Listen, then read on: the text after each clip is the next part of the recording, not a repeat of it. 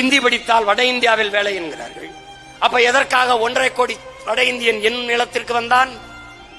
என்னிடத்திற்கு எதற்காக வந்தான்? வந்தவன் என்ன செய்கிறான்? குடும்ப அட்டை பெறுகிறான், வாக்குரிமை பெறுகிறான். இது எவ்வளவு பெரிய பேராபத்தை உண்டும் என்பதை நீ புரிந்து கொள்ள வேண்டும். இதே நிலத்தில் கோயம்புத்தூர், திருப்பூரிலே இன்னும் சரியாக 10 ஆண்டுகளில் நாம் அடித்து விரட்டப்படுவோம். எழுதி வைத்துக் தமிழன் தொழிற்சாலையில் தமிழர்களுக்கு வேலை கொடுக்காதே என்று வடவர்கள் போராடுகிறார். இந்த நிலத்தின் அரசியலையும் அதிகாரத்தையும் அவன் தீர்மானிப்பான்.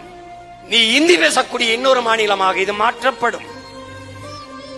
நீ அடித்து விரட்டப்படுவாய். ஈழத்தில் அடித்து விரட்டப்படும் போது ஏதிலியாக வந்து நிற்கவாவது இங்க ஒரு இடம் இருந்தது. ஆனால் இங்கிருந்து விரட்டப்பட்டால் நீ எங்கு செல்வாய் என்று ஒரு நொடி சிந்தித்து பார்க்க வேண்டும்.